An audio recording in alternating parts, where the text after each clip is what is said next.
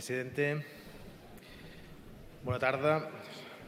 El Grupo Parlamentario de Esquerra Republicana presenta este veto a la reforma de Ley de Estabilidad Presupuestaria y Sostenibilidad Financiera por varios motivos. Por el procedimiento utilizado para su aprobación, por el contenido de la misma, por el momento en el que nos encontramos y, sobre todo, por sus consecuencias, con unos recortes a la vista que ustedes mismos calculan en más de 5.000 millones de euros. En el último pleno de la semana pasada ya manifestamos nuestra disconformidad con el procedimiento, por trámite de urgencia y por lectura única. En primer lugar, porque con esta propuesta, tanto en el Congreso como en el Senado, estaban forzando el reglamento hasta límites, en nuestra opinión, excesivos. Aprobábamos el procedimiento con el que se tramitaría en el Senado antes que la ley fuera aprobada en el Congreso y que hubiera llegado a esta Cámara. Al final lo van a resolver con 24 horas en el Congreso y una tarde en el Senado. En este mismo sentido, pensamos que la modificación de la Ley de Estabilidad tiene suficientemente calado como para tramitarlo por procedimiento ordinario. Hoy pretenden aprobar uno de los aspectos más relevantes de la política económica, tanto del Gobierno español como de las comunidades autónomas y las corporaciones locales, como es la determinación de los objetivos de estabilidad presupuestaria, entre ellos el límite de déficit de dichas administraciones.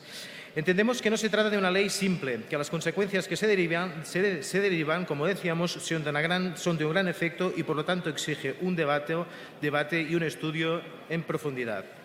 Desde Esquerra Republicana presentamos enmiendas en el Congreso, una enmienda tan necesaria como justa para Cataluña, pero también para otras comunidades autónomas, sobre la distribución, el reparto del objetivo de déficit entre los distintos niveles de la Administración. Una distribución que debería fijarse de forma diferenciada con la finalidad de exigir el mismo esfuerzo a cada una de ellas y garantizar su cumplimiento. Es evidente que no todas las comunidades autónomas disponen ni ejercen las mismas competencias ni tienen el mismo nivel de gasto en atención a las competencias asumidas.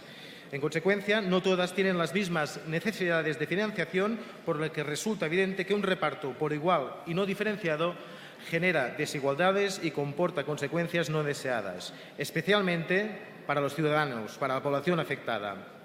Y en este sentido, como los senadores que me precedían, ha insistido y se ha pronunciado reiteradamente la Autoridad Independiente de la AIREF.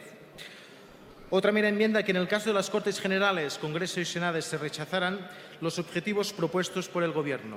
El Congreso de los Diputados, en ese caso, si fueran rechazados estos objetivos de presupuestos, en el plazo máximo de un mes sería quien le correspondería proponer y aprobar los objetivos de estabilidad presupuestaria y de deuda pública.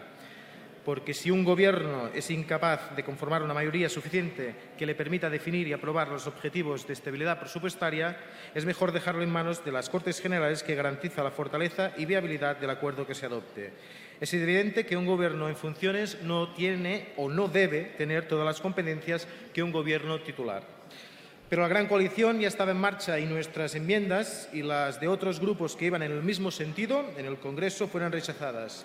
PP-PSOE, PSOE-PP, de acuerdo con que no cambie nada. ¿Y cuál es el origen? Para empezar, no nos olvidemos de indicar que el origen se encuentra en el momento en el que el PP y PSOE, ya en aquel momento, cambian la Constitución por la vía rápida, como hoy, por orden directa de Bruselas, priorizando la del pago de la deuda por encima de otras prioridades. Para el caso que nos afecta hoy, debemos retroceder hasta el momento que Europa, el Consejo de la Unión Europea, decidió ya en agosto de este año, y en el marco del procedimiento de déficit excesivo, una revisión de cuáles debían ser los objetivos de déficit para los años 2016, 2017 y 2018, marcando unos límites del 4,6, 3,1 y 2,2 respectivamente. Unos límites marcados porque España no cumplió en su momento sus compromisos. Y ahora toca retocar nuestros objetivos de estabilidad presupuestaria aprobados en 2015 para el periodo 2016-2018, porque obviamente no se ajustan a los requerimientos de déficit indicados por Europa. Es decir, que España, el Gobierno español, incumple. Ninguna novedad, siempre ha sido así. La pregunta es, ¿por qué esperan y no se ponen a trabajar inmediatamente cuando el Consejo de la Unión Europea hace público estos objetivos? ¿Porque no había Gobierno? Y entonces, ¿por qué lo proponen precisamente ahora que tampoco hay Gobierno? Pero, en cambio, es el momento que parece que de forma inminente sí se va a formalizar. No se puede esperar. Intereses de partidos. Al final vemos que la gran coalición se impone no solo en aspectos políticos, sino también en aspectos económicos. En cualquier caso, para el año que viene la cifra ofrecida para el Gobierno de Bruselas es del 3,6%, con lo que se superaría el 3,1% pactado con Europa. Por ello, el próximo Gobierno deberá efectuar una modificación adicional de medio punto y ello comportará en un futuro inmediato recortes, que en palabras del Gobierno denominan ajustes.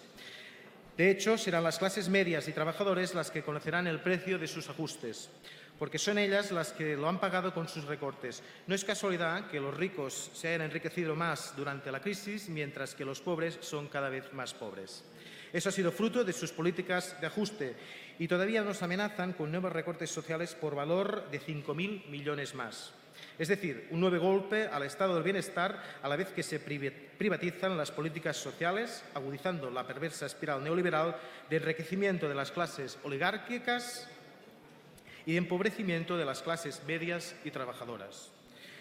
En el plan presupuestario para el 2017, presentado por su Gobierno a la Unión Europea, no somos capaces de ver dónde van ustedes a realizar estos recortes.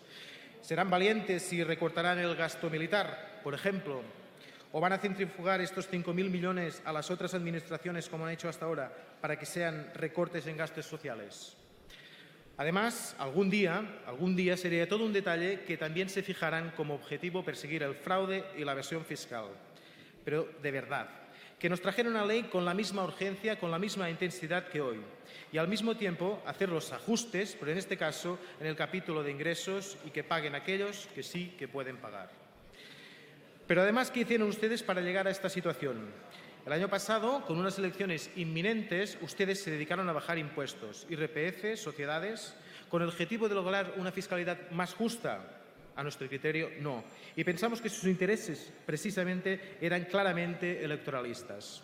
Es decir, que con el dinero de todos, ustedes, se pagaron la campaña electoral, con un dinero que no tenían. Y ello ha comportado la pérdida de ingresos, ha significado una disminución sustancial de los ingresos del Estado. En palabras del propio Ministerio, por un importe equivalente a entre un 0,6 y un 0,7% del PIB, entre unos 6.000 y 7.000 millones de euros. Y ahora nos plantean que no hay más remedio que recortar, cuando en realidad a lo que echamos en falta son aquello que dejaron de ingresar.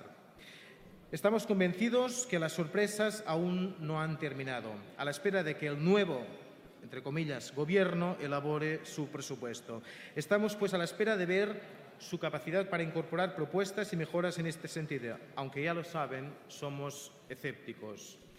Y para acabar mi intervención, déjame recordarles que si hubieran aprovechado las herramientas del Estado y si hubieran dedicado solo una décima parte de los recursos, de su energía, de su tiempo, de la intensidad que han dedicado a imputar, perseguir a nuestros cargos electos por respetar la voluntad del pueblo de Cataluña, del mandato democrático de las urnas, en definitiva de la democracia, si en lugar de ello hubieran dedicado todos estos esfuerzos contra el fraude fiscal y la evasión de impuestos, si se hubieran dedicado a construir una administración más eficaz, si no hubieran gastado lo que no podían gastar, hoy no estaríamos aquí discutiendo esta ley ni tampoco los nuevos ajustes que nos vienen encima. Muchas gracias. Muchas gracias, senadora Ayats.